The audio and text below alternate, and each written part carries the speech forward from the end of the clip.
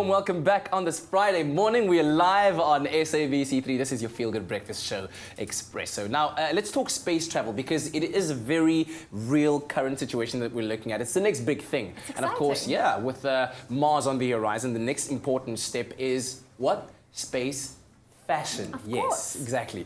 In fact, the Boeing company recently revealed their new pressure garment that NASA crews and commercial flight passengers will have to wear for the flight on board its CST-100 Starliner spacecraft that is starting as soon as 2018. That's next year, a few months away. Yes, ladies and gentlemen, that means strap yourselves in, sit back and relax in your blue spacesuit. Now, we've been talking about commercial space flights for a while, but usually when you think about high-end air travel, you think, you know, luxury and comfort. I don't think a spacesuit was necessarily on your mind, but of course it makes perfect sense.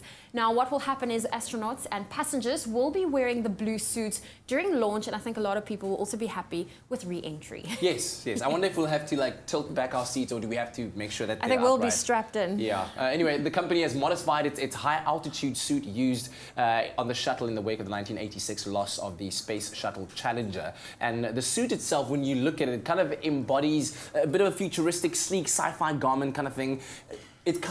It makes me think of, what's his name? Is it Matt Damon in The Martian? Yes. Remember, yeah, it's kind of like that kind of look of suit.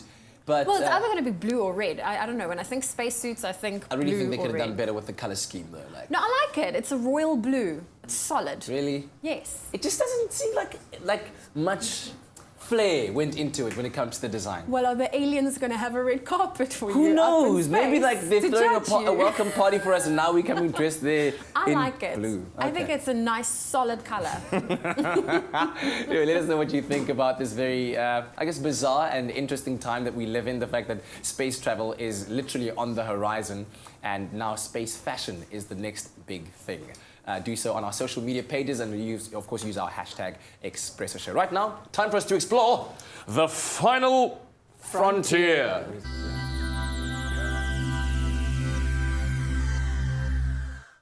The final frontier, indeed. Yes, it's that time of the week again. We're back with Jono Weltman from the Foundation of Space Development to catch us, or to get us up to speed with what's happening in our solar system and beyond. Now, today we are taking a look at New Horizons, the probe that visited Pluto in 2015. Jono, lovely to have you back. Very, very exciting. We also have beautiful new spacesuits in royal blue, according to Zoe, which is going to be amazing.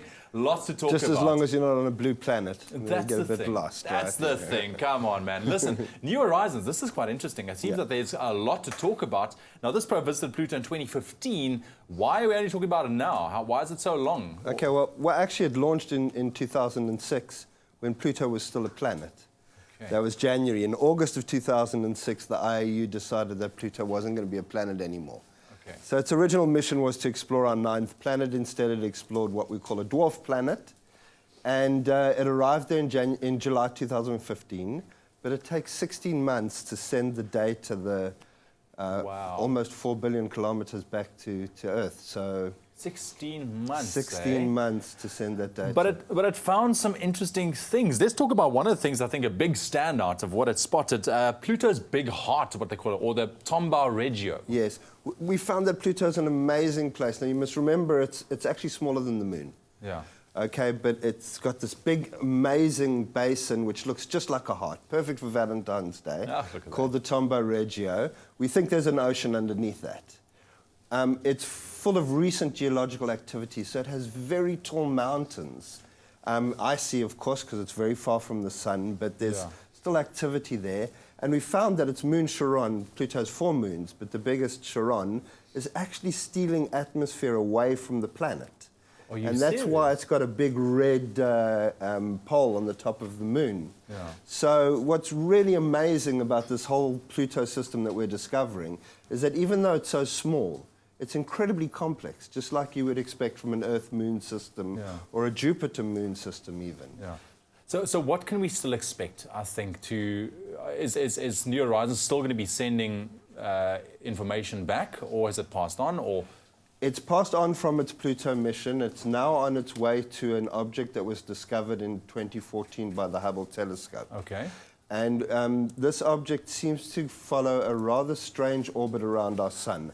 So we think it might be a primordial piece of material, a rock, a 45-kilometer long rock that has existed since the creation of the solar system 4.5 billion years ago. My word. So we'll arrive there in 2019, and we're going to study what might be the materials, the original materials. Building blocks. Untouched, primordial building blocks My of word. our solar system. Obviously, we're going to still have to wait for that information to get well, back after so we 2019. get there in 2019, and we'll probably have to wait almost 2 years. So what, for the data to get 2021, we'll bring you another update on that from New Horizons. Thank you. Very, very interesting indeed. And who knew, a big heart on Pluto. Do we have that picture that we can throw up quickly of Pluto with a big heart, Mr. Director? Nope. Okay, well, go check it out. There we go. Can we see it nicely there? Not the greatest picture, but you can see the region there. Okay, so it does make a bit of a heart there. Yeah. There's some other beautiful pictures that Jono showed me online. Go check it out. It really is something. Let's say it. It's romantic. It is romantic indeed. Listen, lots more coming up on your Feel Good Breakfast Show. Zoe, what do you have?